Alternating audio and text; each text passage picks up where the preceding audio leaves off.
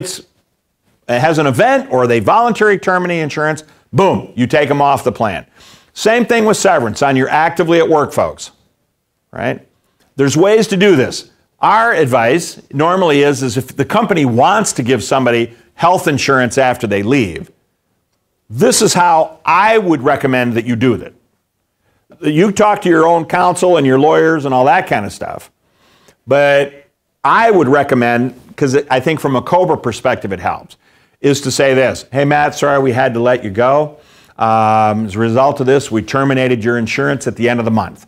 Your last day of insurance will be June 30th. Why? Well, because we have to take you off because that's what the plan says. But here's what we're going to do. As part of our severance agreement, we're going to give you a lump sum payout. Now, maybe that lump sum payout is equal to 3 months worth of group health insurance. But that guy can use it for his COBRA premiums if he wants to do that. He can use the money to go on vacation. He can use it to build a new deck at Jake's dad's house, if that's what they want to do, because Jake's tired of building that deck. He wants somebody else to build it for him. And so you have all of this money, do with it what you will. That way, you've taken them off the plan, you're still giving them a good benefit. And the reason I would suggest that as compared to old days, because in the old days we would say this: if you wanted to provide somebody severance, just simply pay for their COBRA for the number of months that you want to pay for it. So if you wanted to give a guy 6 months of severance, then just simply say, here's your COBRA letter, and we'll pay the first 6 months for you.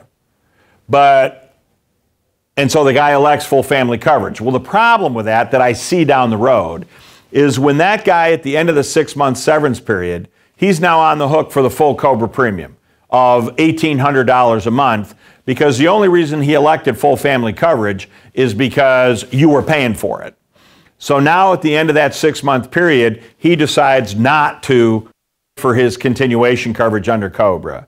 That is not a special enrollment for them to drop their COBRA and go get an individual policy in the marketplace.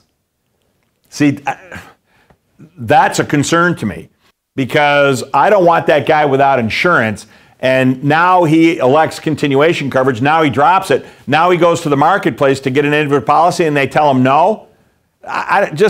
Somehow I think this is going to come back on employers.